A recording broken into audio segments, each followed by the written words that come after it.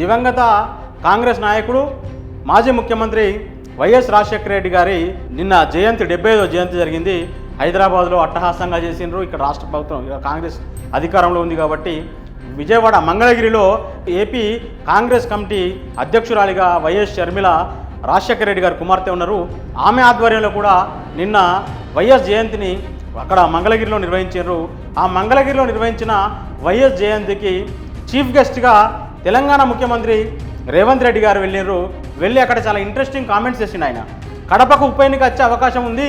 ఒకవేళ కడపకు ఉప ఎన్నిక వస్తే గడప గడపకు గల్లీ గల్లీకి తిరిగి తాను ప్రచారం చేస్తాను, షర్మిలను గెలిపించాలని తాను ప్రచారం చేయబోతున్నానని ఆయన ప్రకటించారు.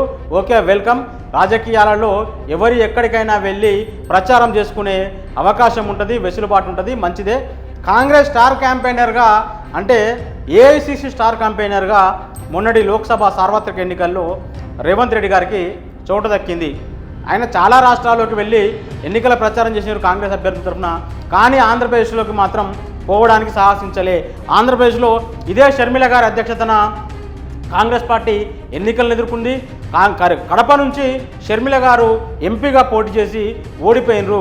మరి రాజశేఖర రెడ్డి గారి బిడ్డను గెలిపించాలనే ఆయనకు పట్టుదల ఉంటే మొన్నటి పార్లమెంట్ ఎన్నికల్లో, మొన్నటి అసెంబ్లీ ఎన్నికల్లో ఏపీకి వెళ్ళి రేవంత్ రెడ్డి గారు ఎందుకు ప్రచారం చేయలేదు? ఎవరికి లాభం చేయడానికి ఆయన ప్రచారం చేయలేదు?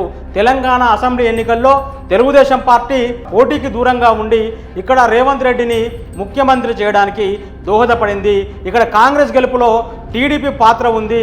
కాంగ్రెస్ ఎన్నికల ఫలితాలు ప్రకటించిన డిసెంబర్ 3వ తేదీన గాంధీ భవన్లో కాంగ్రెస్ జెండాల కంటే ఎక్కువ పచ్చ జెండాలు, టీడీపీ జెండాలతోనే ఎక్కువ మంది కనిపించారు. అంటే రెండు పార్టీలు చట్టా పట్టాలు వేసుకొని తిరిగిన వైనం మనం చూసినాం.